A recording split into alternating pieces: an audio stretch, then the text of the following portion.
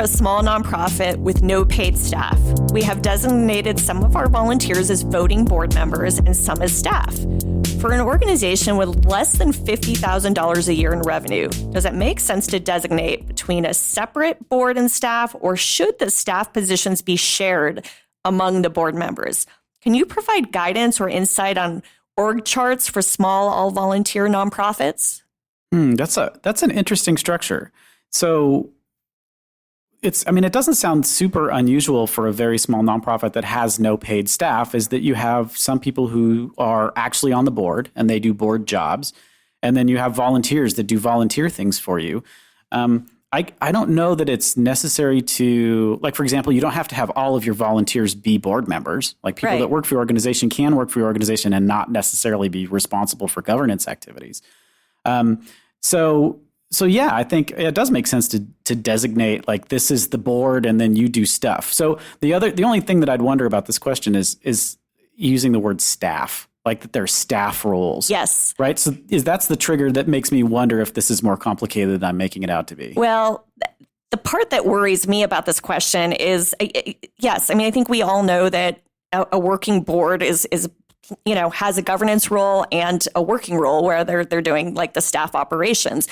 And yet I'm thinking about if you're putting this on your website or any of the materials you produce, and you have got, like, a list of staff that are really not paid, right, that are the same list as your board, I think that could really, that's not appropriate, because you shouldn't have all your staff be board members. Usually if there's any staff who's a board member, it's an executive director, right?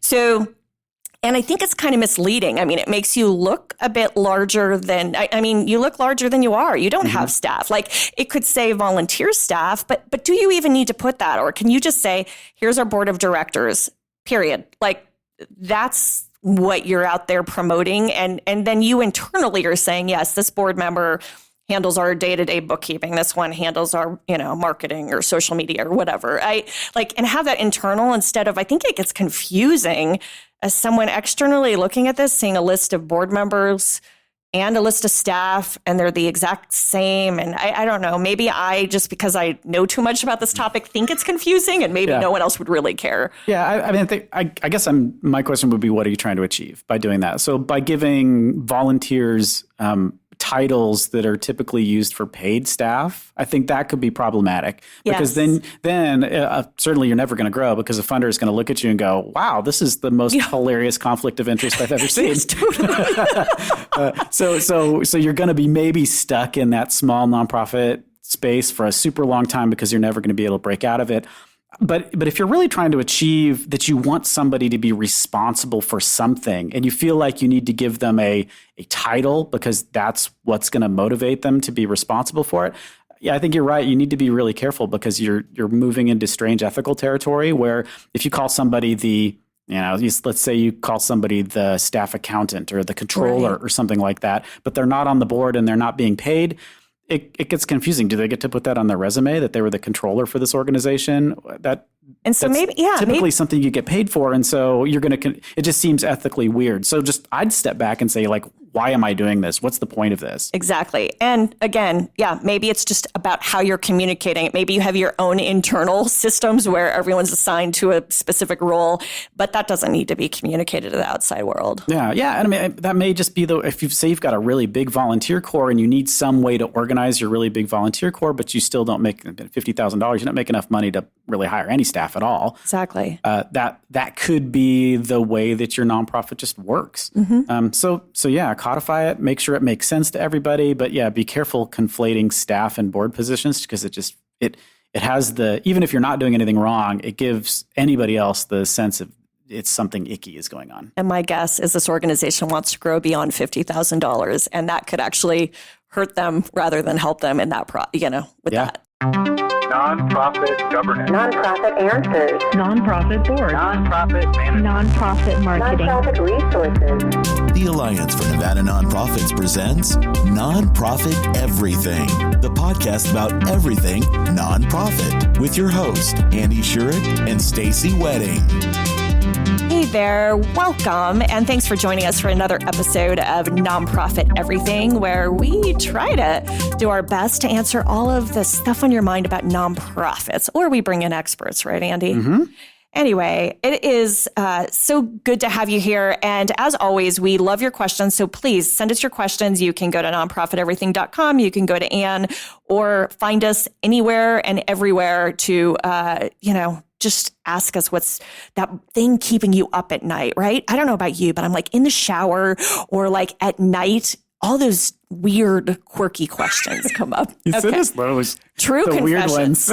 True confessions. Yeah. They're actually usually not about nonprofit stuff. So full disclosure. Anyway, and here's the thing. Share this. We're trying to grow the audience. And so we would love if there is a coworker or someone else you know that you think could benefit from this, or maybe a friend who's asked you a question and is in the nonprofit sector, share this with them. I mean, we're just trying to build our audience, and that's one of our goals this year. So we're hoping you can help us out with that with just a quick share. And thank you, as always, to the Alliance for Nevada Nonprofits, who this podcast is presented by, and we appreciate Ann and everything they do. I just renewed my membership the other day, and I hope you have to.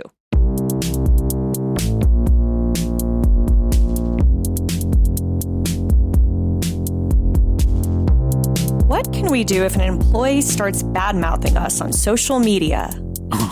I must say that I am not at all equipped to answer this question. Fire them immediately. Fire them, and that is not at all the correct answer. We totally need an expert for this one. Do you have any, before we just pitch it to an expert, do you have any thoughts? So I did a little bit of online research when this question came in because I was curious, and it's interesting. It talks about think again, that you can't actually fire an employee for talking poorly about your company or about another employee in your company. However, sounds like there may be some rules around.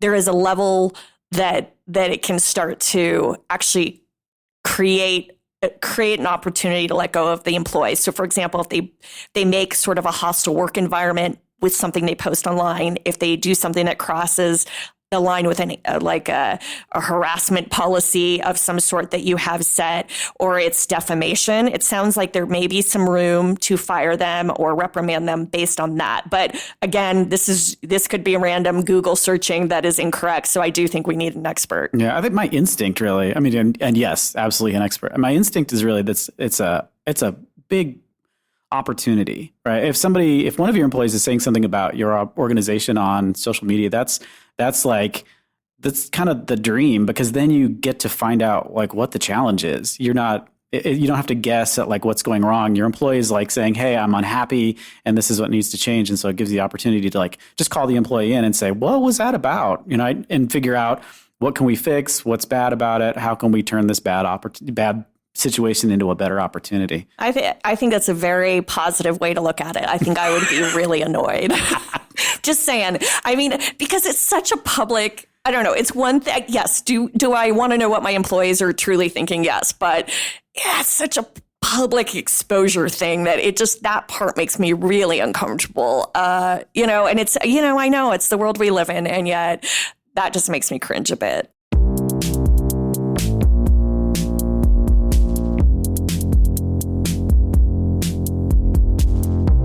Hi, everybody. It's Stacy here, and I am excited to have a special guest today, Tony Golden with Gard Golden Law Firm. Let me tell you a little bit about Tony, and then I will let him share more of the fun stuff about himself.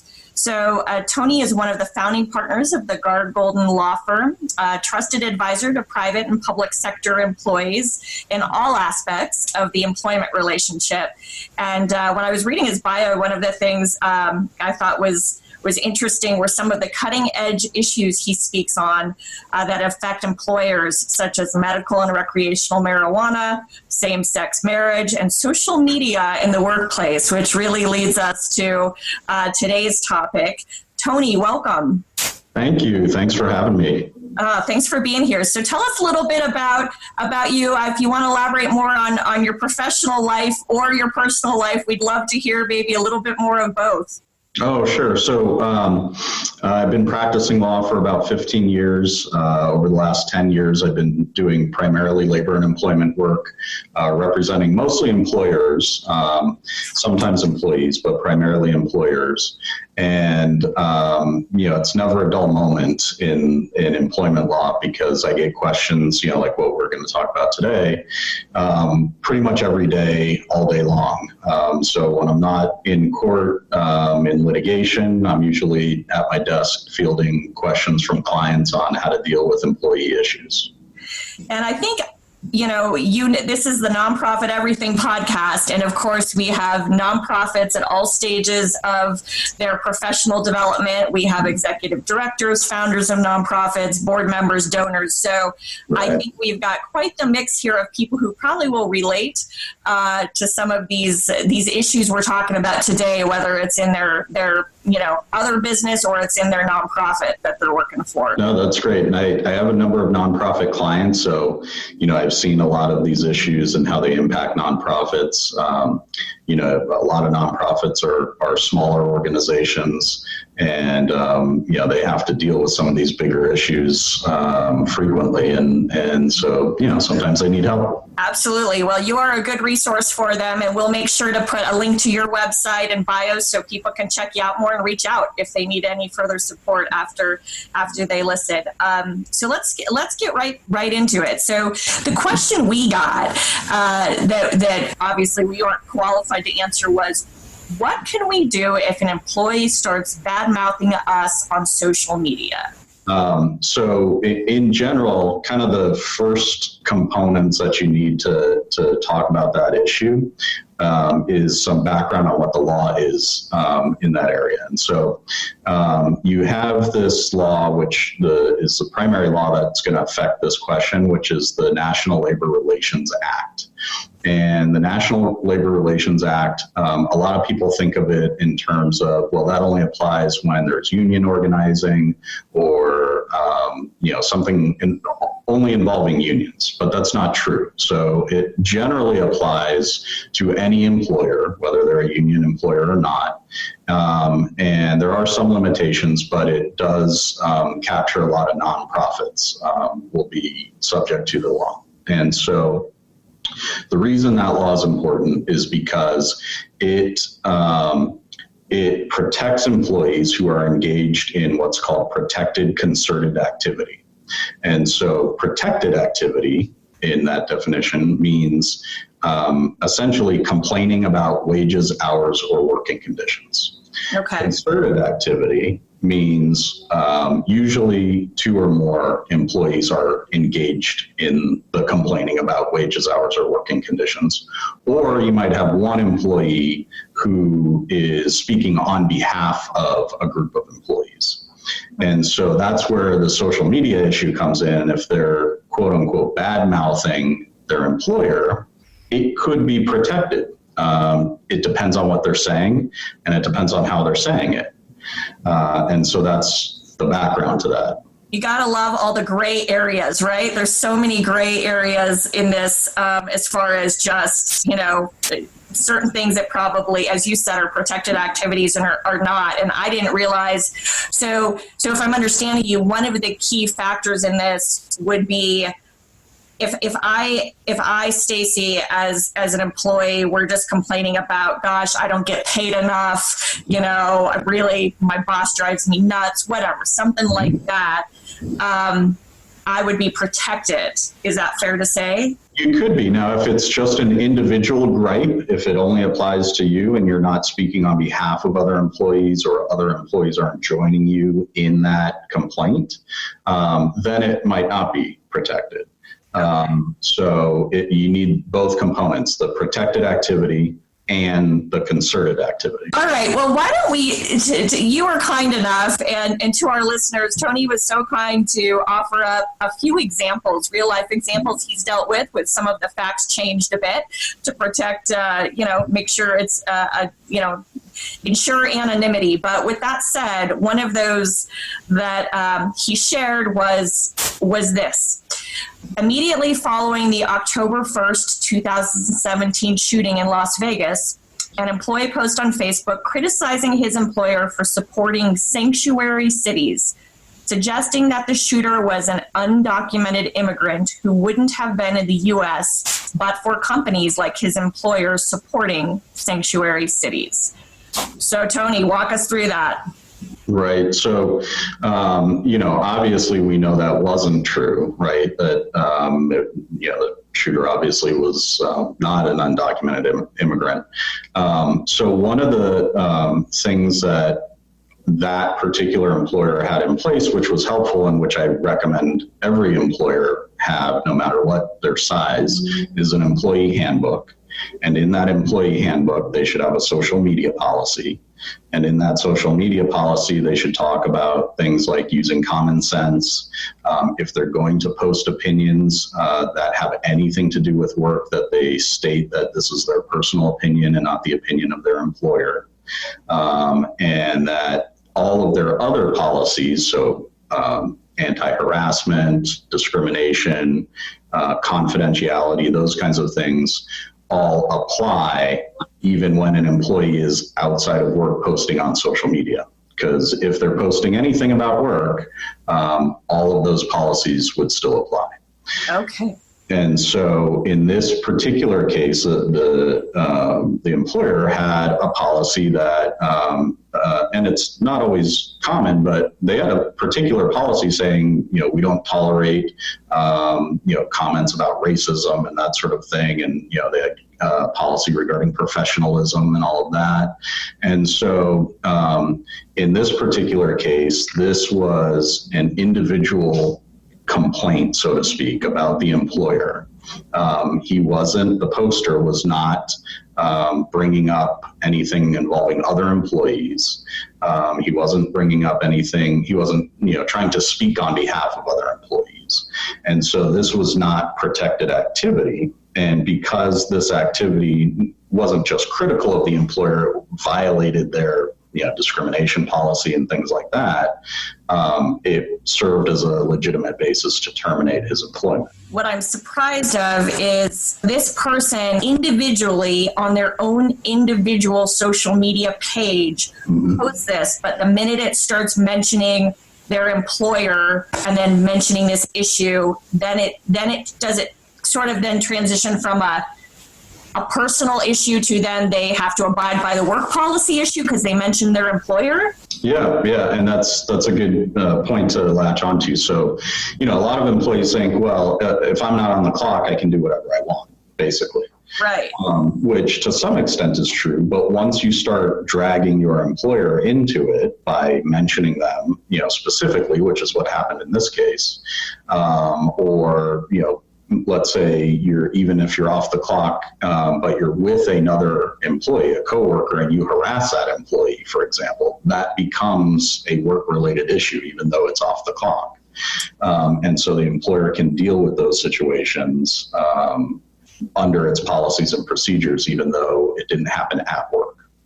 And it sounds like from what you're saying, if this employer did not have an employee handbook with a social media policy, right, there would have been nothing actionable to terminate this employee. Is that fair? It would have been a lot harder to justify because, common sense would say you shouldn't post something like that mentioning your employer, right? But it's a lot more justifiable and easier to point to a specific policy if you have a written policy and say, this is the reason we fired the person, not because they were tried to engage in protected concerted activity. And so in this particular case, this individual, after they got terminated, did file a complaint with the National Labor Relations Board. And the investigator, investigated it. We prepared a response to the complaint saying he was not acting, it wasn't concerted activity. The type of speech that he, posted could arguably be considered protected activity, but it wasn't concerted because it was his individual opinion. He wasn't involving any other employees or anything like that. And it ended up getting dismissed. Okay. Wow. Interesting stuff here. All right. I'm learning a thing or two. All right. So the next one we'll dive into. An employee posts on Twitter a criticism about the cost to the community of his nonprofit employer's new community development project. And this employee posted a photo of the employer's internal plans regarding the project that hasn't yet been released publicly. Wow. Yikes, that doesn't sound good to me. So tell us what happened there. So in that particular one, the client was involved in a construction development project. They are a nonprofit client, and they were, it was for a community development project. And so not only did they have policies and procedures in place like I would recommend, but they also had all their employees sign a confidentiality agreement, which I also recommend. Because even as a nonprofit, you need to protect your confidential information. Nonprofits have intellectual property that needs to be protected, all that kind of thing. So the issue there was he was criticizing this project, which on its own might not have resulted in, termination or even disciplinary action or anything like that. The employer really didn't care so much about that. What they cared about was that he posted an internal confidential document which kind of outlined what the program was going to be, what this project was going to be. And that is what resulted in his termination. And he violated their confidentiality policy, and it was pretty clear. He didn't try to hide it. He didn't try to backtrack. So it was a justifiable termination. Yeah. I am just, I guess, back to, the first question when we talked a bit about common sense. I mean, I'm a little surprised people would do this sort of stuff, but I know, I'm sure you see it all, right? Yeah. These are actually, they're pretty benign compared to a few of the things I've seen. Even on social media, it's amazing what people will post. So Tony, in the case of when you're hiring somebody and they've applied for the position, you want to check them out on social media, right? We all do it. We sort of do that cyber stalking a little, right? Especially before we're going to hire somebody. Is there anyone who's protected in that case? If I were an employer and I saw somebody that had applied for a position with my firm and I didn't like what I was seeing on social media and I decided not to hire them, is there anything that could come back to hurt me, bite me in that case? Yeah, so there are a few things to keep in mind, and you kind of got to weigh the pros and the cons. So like you said, it's human nature. You want to find out more about those people who you're about to hire, right? So you do a little digging online. And yes, it's good to find out, do they have any bad social media posts or things that would cause you concern or, things that would make you question whether or not you should hire them. So that's sort of a positive as an employer that you want to find out, right, before you hire somebody. The downside of it is in doing that, you learn more things about the person than what they present to you in their application, their resume, during an interview, that sort of thing. So let's say, for example, you do that and you find out that they are a member of kind of an unusual religious organization. Okay. Well, religion is protected under Title VII. It's a protected class. And so if you were to then say not hire that person and somehow it got back to them that you looked at their social media and you saw this religious affiliation and that played into your decision not to hire them, they would have a legitimate claim against you as an employer for violation of Title VII. Now, the likelihood of that ever getting back to the person is probably pretty slim, but it does happen. So you have to keep that in mind. Okay, that's good to know. Yeah, because I guess that's what I always thought is who's really going to know if I'm checking them out on social media and if that's the sole reason, unless I start blabbing it around the office or saying something about that, right? Well, and the other thing, think about this. So on Facebook, right? Have you ever looked someone up and then all of a sudden they start showing up as a suggested friend, right? Yeah. Even though you might not have any other connection with that person. Yeah. So if you look somebody up, you're going to show up as a suggested friend to them. And so it kind of tips them off, unless you have some other connection. friends in common, it kind of tips them off that you went and visited their Facebook page. Well, I certainly got my lesson today, and I really appreciate it. Is there any final, in sort of some final remarks, anything in general, any broad advice you would give our nonprofit listeners as it relates to all these complexities of HR, social media, and everything in between? Right. Yeah. Two kind of key takeaways. Spend the time developing your policies and procedures because it'll save you a lot of heartache after the fact. And number two, document, because if something gets to the point where you need to engage an attorney, the better documentation you have, the better position you're going to be in to defend against any kind of claim. We can't thank you. I can't thank you enough for giving your time. I know you're a busy man and in high demand because you're obviously incredibly knowledgeable in all this. So thank you for giving your time, sharing your expertise for nonprofit everything. No problem. Thank you so much. It was a pleasure, and I wish you all the best success.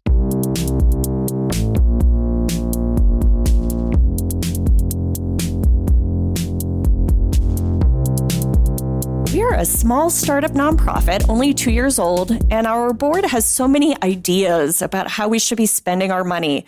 Some think we need to invest in fundraising, others think marketing, others think we need to hire part-time staff. It's overwhelming looking at all of the options in front of us. From your perspective, what are the most important things a small nonprofit should be dedicating its budget to? That's such a great position to be in, where you've got money and you're trying to decide how to spend it. That's not typical for a small nonprofit. A small 2-year-old startup nonprofit usually is like, the first question is, how do we get some money? Yeah, that is usually the pain point. Yeah, so how to spend the money is sort of refreshing. Like, we have some money and we need to know how to spend it. And, the worst possible answer is it all kind of depends on who you are and what you're doing and what space you're in. And I mean, my first instinct would be maybe you need some staff, because staff starts to do things that they start to answer those questions for you. You can hire a professional that's been in this position before, that knows how to do these kinds of things, and then we'll direct the organization so that it's maximizing its mission, and then you can focus on governance things as a board instead of trying to create a budget, which isn't all that exciting to do. I enjoy it, but no one else does. You're a weirdo, though. I'm a weirdo. So my first instinct is, I think getting some staff on board may be a good first step, and then assigning them the responsibility of putting a budget together to see how we actually start to meet our mission in a significant way. Do you have a sense of what staff, like if you could only hire one staff member and you were a young, small organization like this, which position would you hire? ED. Someone who, you need to hire the top job first. This is my instinct, is you have to hire the top job first, because like the last thing you want is to hire somebody who's going to end up being the secretary to the person that you eventually hire, because that doesn't give that person an awful lot of motivation to do it. Unless you think you need one very specific thing, and then I would go for a consultant. If you think the most important thing for you right now is PR, for example, hire a PR firm. If you think the most important thing right now is fundraising, find an organization that can help you out with fundraising, rather than getting a body in there. If you're going to hire a body, hire somebody that's going to sort of help you with the overall strategy, help you determine how to put that budget together, help you how to get to that mission, and that would be my thought. I can't imagine hiring somebody other than the ED first. So I have a little bit of a different take. Good. And maybe it's So I'm going to help you imagine. So here's the deal. I think when you're young as a nonprofit and new, so I have no clue where I don't know how much money this organization has, and I don't know where they got it from. Maybe they have, a handful of wealthy board members, or maybe a founder who, struck it rich. But when you think about beginning stages of a nonprofit, I think one of the most important things you can do out there is get your programming or services or whatever that is your mission delivered out there, because it gives you relevance. You have something then to talk about when you actually do seek money or grants or talk to donors. When you're looking for publicity, people hopefully have maybe heard you. If you can figure out a way to actually show what you're delivering, I used to have a different take on this because a few years back, I probably would have said, oh, invest in, you've got to raise the money. But like, what are you raising money for? Like, so at this point, if it is an ED you hire, so I could go back and forth and say, maybe it's more of there's so many questions I have, but a program director, or an executive director that has a strong program focus for program delivery, because I honestly think at this stage, you've got to get out there and you've got to be able to show why you exist, why you're relevant, and why people should actually care. Yeah, I think so. I'm looking back at my nonprofit startup experience. So I've done that a handful of times, and each time I've done it has been for pretty significantly sized organizations. So that's probably my lens, is to bring in that top person and then you sort of backfill it, because the organizations that I was on the startup team for, like you cannot do it until you've built something gigantic. Absolutely. Right? So Absolutely. You need a lot of stuff to actually get the mission to go. So yeah, I see your point. If it's something that you can get a program director position in there and you can actually start doing something, that does make sense and it may make sense for your smaller startup nonprofit too, not a monster. I think at the end of the day, right, it depends. And you and I answer some of these questions with that. And I hate that. All of them it's like that from now on. It depends. It depends. But there are, there's so many different frameworks to think about. Yeah, but I do see that point, and I think what when you're talking, what resonated the most was like having something to show so that you can continue to raise money. So because if you're not doing anything, if you're just talking about stuff and you're like, this is what we're going to be when we grow up. Like, unless there's a plan, which is what I was thinking the ED would do, like, unless there's a plan, like, nobody's going to give you any money. Well, and candidly, think about it. Like, even recruiting beyond just the money, if you're going to try to recruit other board members at some point, or you need volunteers because you only have one staff, like, you've got to have something for them to do and something, right, you're working toward, or else there's really no incentive or motivation. So I think it's kind of like the linchpin to getting you all the other stuff you eventually need to grow and be.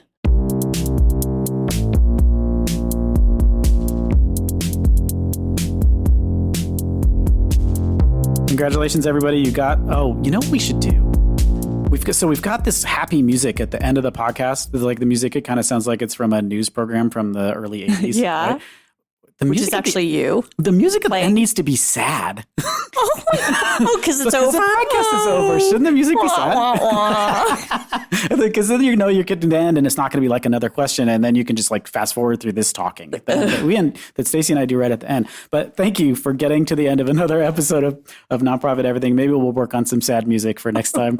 I always just call Andy a weirdo. Is that not the weirdest thing to say? Oh, anyway. I think it's fun. Oh, it is But fun. we'd like to thank the Alliance for Nevada Nonprofits for making this possible. Also thank our guest experts, as well as you for asking us the questions. So please continue to send those questions in. It's the only thing that makes this work. And we will talk to you in a couple of weeks.